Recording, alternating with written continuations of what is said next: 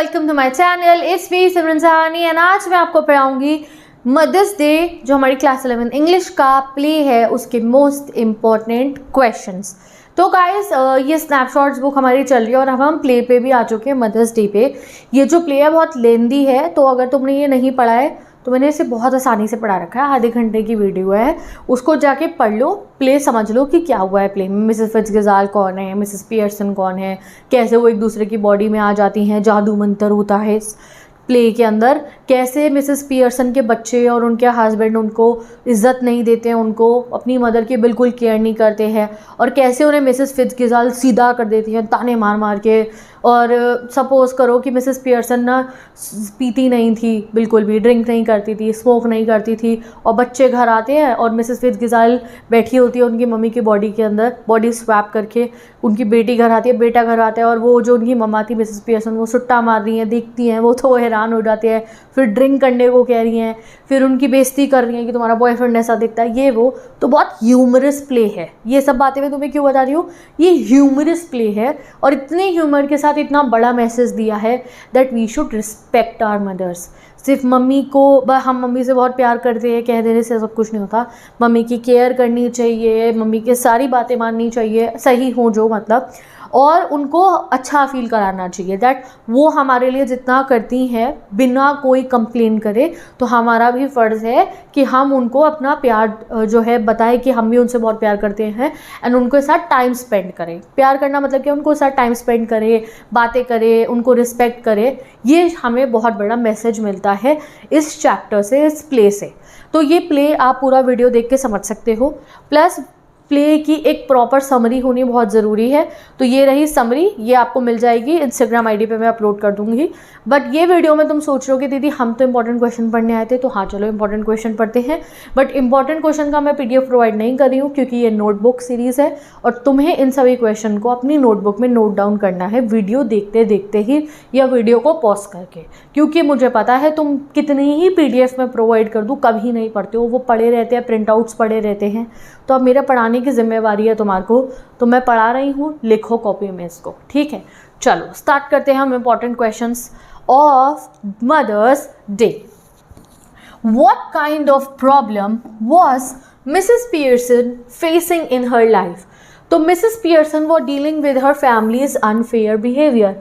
वो अपनी फैमिली का अनफेयर बिहेवियर, मैं बिल्कुल साइड हो जाऊंगी, हो सकता है मैं स्क्रीन से बाहर चली जाऊँ so that you can read and right carefully. She worked hard doing everything from ironing clothes. वो बहुत मेहनत करती थी बच्चों के लिए, कपड़े प्रेस करना, cooking, but her husband and children never respected or appreciated her efforts.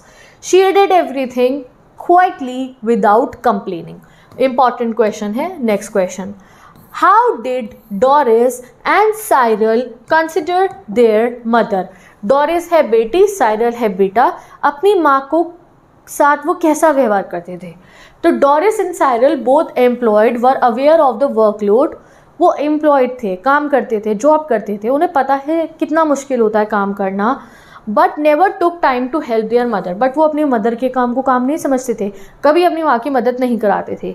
They took her for granted लिया करते थे अपनी मम्मी को, and did not appreciate her hard. उन्हें लगता था क्या ये तो घर पे खाली बैठी रहती हैं। Despite Mrs. Pearson working tirelessly without any recognition or report, they failed to see her efforts and the value of her work. Mrs. Pearson कभी उनको नहीं सुनाती थी मैंने क्या क्या करा है, फिर भी वो कभी थैंक यू नहीं करते थे कि अरे हमारी मम्मा कितने अच्छे से घर को संभाल रही हैं, हमारे लिए सब कुछ कर रही हैं। Their attitude showed a lack of respect and understanding of her sacrifices. वो तो कभी फ्री टाइम नहीं मांगती थी कि मेरे को घूमने जाने, मेरे को शॉपिंग जाना है, नहीं, वो कभी भी इस चीज़ को वैल्यू नहीं करते थे अपनी मम्मा की इतनी प्यारे नेचर को। Who is Mrs. Fitzgerald, star of our chapter? What does she advise Mrs. Pearson? तो मिसेस फिट्जगेज़ाल्ट है पड़ोसन मिसेस पियर्सन की, और जो जादू करना भी जानती हैं और बहुत अच्छा फ्यूचर भी बताती हैं। तो Mrs Fitzgerald is both neighbour and friend of Mrs Pearson. She is a fortune teller. तो तुम्हें पूछना है अपना फॉर्च्यून, तो मिसेस फिट्जगेज़ाल्ट के बारे में अच्छे से पढ़ लो, अच्छे से आंसर लिखना, अच्छा फॉर्च्यून होगा फिर, ठीक है। Who has learn craft from the east. East मतलब हो गया यहाँ, मतलब यहीं से सीखा है उन्होंने। ये चैप्टर तो वो उधर का हो गया ना, अंग्रेज़ों का चैप्टर है ये, अमेरिकन्स का चैप्टर है ये, तो ये ईस्ट मतलब हमारा यहाँ इंडिया है, ईस्ट एशिया वाले साइड से इन्होंने सीखा था। She tells Mrs. Pearson that her fortune could change with some effort and guidance. वो कहती है कि तुम्हारा फॉर्चून मतलब क्या, फ्यूचर बदल सकता है तुम्हारे कुछ एफर्ट से, अगर तुम कुछ करना चाहो, थोड़ी सी मेरी गाइडेंस मानोगी तो। Her advice is for Mrs. Pearson to assert herself and take control of her household. तो मिसेस फिट्ज़गिजाल कहती है थोड़ा सख्ती से पेश आना अपने बच्चों के साथ और अपने हस्बैंड के साथ, तो सब सही हो जाएगा। What did Mrs. Fitzgerald suggest to Mrs. Pearson? वो सजेस्ट मतलब क्या कहते हैं कि तुम्हारे अगर बच्चे तुम्हारे को बिल्कुल रिस्पेक्ट नहीं कर रहे हो, तुम्हारा हस्बैंड, तो क्या करो। तो Mrs. Fitzgerald suggested that Mrs. Pearson should swap personalities with her. तो वो कहती हैं चलो एक काम करते हैं, इनको सीधा करने के लिए हम पर्सनैलिटी स्वैप कर लेते हैं। So Mrs Pearson could become strong and assertive, कि मैं तुम्हारी बॉडी में आ जाऊंगी और फिर तुम बन जाओगी स्ट्रॉन्ग, और एजर्टिव मतलब दबदबा अपना रखने वाली। Mrs Fitzgerald said she had learn this skill from the East, और उन्होंने ईस्ट से ये सीखा है।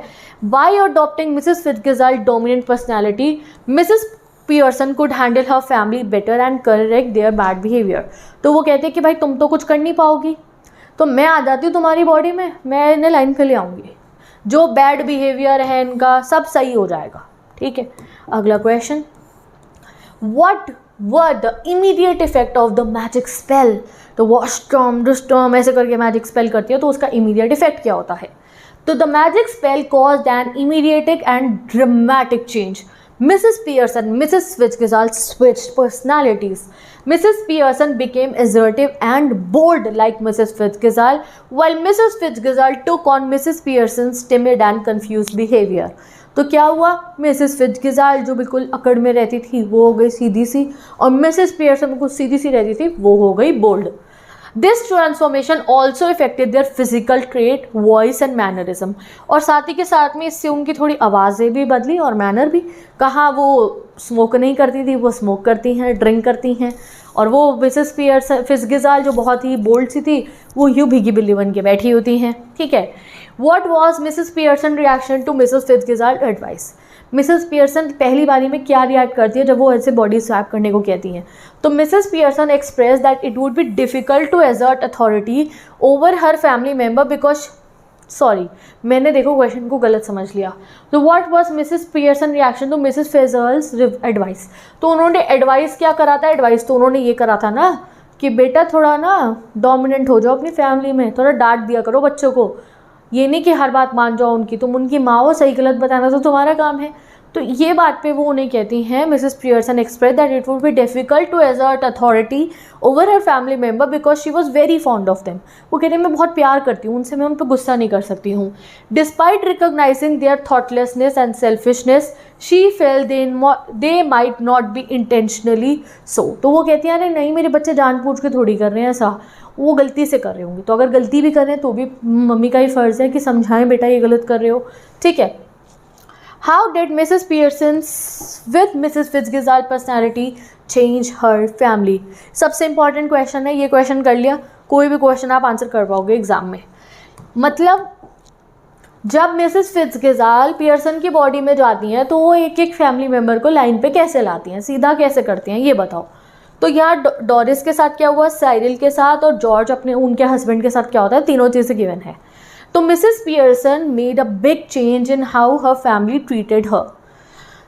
George, Doris and Cyril had been ungrateful and took her for granted.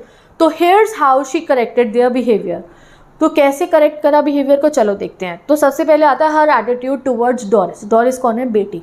तो Mrs Pearson told Doris to make tea for herself, कहती है चाय खुद बनाओ, and cook her own food, अपना खाना खुद बनाओ। She also told Doris to iron her own yellow dress, कहते खुद अपने कपड़े प्रेस करो, मैं क्यों करूँगी। And criticise Doris boyfriend Charlie Spencer, और उसके बॉयफ्रेंड की भी बेइज्जती करते कि ऐसे लड़के के साथ तुम कैसे बाहर जा सकती हो। हर एटीट्यूड टुवर्ड्स साइरिल, अगर साइरिल उनके बेटे की बात करें तो वो उनके बेटे को कहती हैं Mrs Pearson stop serving Cyril tea and told him not to depend on her, कहती हैं अपने बड़े हो गए चाय नहीं बना सकते खुद। She ignored his request of for mending his clothes, जब वो कहता है कि मेरे कपड़े को सिल दो, कुछ ठीक कर दो, तो वो इग्नोर कर देती हैं। And she would refuse to do task she didn't like, और कहते हैं जो काम मेरे को नहीं पसंद होगा मैं नहीं करूँगी। She also told her children she wouldn't work on weekends, और ये भी कहती कि भाई मैं वीकेंड पे काम नहीं करने वाली हूँ। अब आते हैं जॉर्ज अंकल पे, पॉम्पी ऑम्पी पियर्सन पे।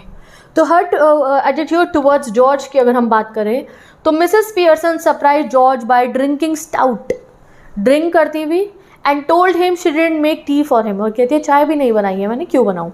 She also mention that people at his club laughed at him because of his weight, और ये भी बता देते हैं कि क्लब में लोग तुम्हें पॉम्पी ऑम्पी पियर्सन कहते हैं, कि मोटा पियर्सन मतलब मानो। Finally Mrs Fitzgerald advise Mr Pearson to stay firm and not to soften her approach. ये फाइनली मतलब ये लास्ट में आएगा, एंड में। और इन तीनों को सीधा करने के बाद वो एंड में मिसेस पियर्सन को एडवाइस करते हैं कि अब जब मैं अपने घर जा रही हूँ पर्सनैलिटी स्वाइप वापस करने के बाद में, वन सेकेंड, अब तुम ऐसे ही रहना अपने फैमिली के साथ में, सॉरी वॉरी मत बोलना। Why didn't Mrs. Fitzgerald, as Doris' mother, like her going out with Spence? मतलब कि जब मिसेस फिट्जगिजाल्ड पियर्सन की बॉडी में आ जाती है तो वो चार्ली के साथ जाने को डोरिस को क्यों मना करती हैं। तो Mrs Fitzgerald disapproved of Charlie Spence as a suitable match for Doris. She considered him unattractive, वो कहते हैं वो सुंदर नहीं है, दिखता नहीं अच्छा, नॉट इंटेलिजेंट, दिमाग से भी इतना समझदार नहीं है, with buck teeth and foolish, उसके टेढ़े मेढ़े दांत हैं और वो पागल है। Mrs Fitzgerald believe Doris deserved a more sensible and refined partner, और वो ये बिलीव करते हैं कि उनकी जो बेटी है, मतलब उनकी पड़ोसन की जो बेटी है डोरिस है, इसको एक सेंसिबल पार्टनर की ज़रूरत है। And she felt it was wise for Doris to seek someone better. तो ये काम में उनकी मम्मी का होना चाहिए था कि वो समझे उनकी बेटी जिस इंसान के साथ रह रही है वो अच्छा नहीं है या उस कंपैटिबल नहीं है उसके लिए, बट वो तब भी नहीं समझाती है। ये काम भी मिसेस फिट्जगिजाल्ड करने की कोशिश करती हैं। Do you agree that Doris and Cyril behaviour towards their mother was extremely rude? तुम्हें क्या लगता है डोरिस और साइरल रूड थे या नहीं? तो येस में आंसर करना है इसका। Doris and Cyril behaviour towards their mother was exceptionally rude. Their demands like asking if tea was ready and expecting her to iron their clothes were inconsiderate. Where their mother didn't fulfill these demands, their responses were harsh, tyrannical, treating her mother like a servant than a family member. तो वो अपनी माँ को servant की तरह ज़्यादा treat करते थे। Next question, I was yawning at your jokes before you were born. What does this mean? What made Doris cry? तो मिसेस फिट्जगिजाल्ड कहती हैं कि मैं तुम्हारे जोक्स पे ना हंसूँ भी ना, ऐसे जोक्स हैं तुम्हारे, और वो कहती हैं कि इसका मतलब क्या है तुम्हें बताना है, और डोरिस रोती क्यों है। तो this remarks mean the Mrs Fitzgerald in Mrs Pearson role found Doris and Cyril jokes childish and boring. तो मैंने तुम्हें आंसर ही बता दिया था। She expected them to act more maturely, कहते हैं मेच्योरली बिहेव करो, बड़े बच्चे हो तुम। Doris was upset because the comment implied that her jokes were not only unfunny but also beneath the level of someone who was supposed to be supportive and encouraging. How did Mrs. Pearson make fun of Charlie Spence? तो यहाँ given है, आप पढ़ सकते हो कैसे कहती हैं वो उसके बारे में, कि मैं तो कभी ऐसे लड़के के साथ बाहर घूमने भी ना जाऊँ, हाफ विटेड है, बक टीथ है, पागल सा। What is Doris' idea about why their mom is behaving strangely? Doris को क्यों लगता है कि उसकी माँ इतना अजीब बिहेव क्यों कर रही है? तो डोरिस स्पेक्यूलेटेड मतलब अंदाज़ा लगाती है that their mother might have hit her head and suffered a concussion, मतलब कि वो कहती है शायद मम्मी का ना सर लग गया है किसी चीज़ में और ये दिमाग ख़राब हो गया है इनका कुछ देर के लिए, which could explain her odd behavior. She thought that this might be a reason for drastic change in their mother's unusual demeanor. unusual behavior learn कर सकते हो इसकी जगह। कहती है सर पे चोट लग गई मम्मी के। What does Mrs. Pearson tell George about what people think of him? तो Mrs. Pearson, actually Mrs. Fitzgerald, told George that people at his club make joke of him. They call him Pompey Pearson because they think he is slow and pompous. Slow मतलब धीरे और pompous मतलब बहुत बनने वाला खुद को. This comment highlighted George's negative reputation among his peers. What is Cyril's main fault according to Mrs. Pearson?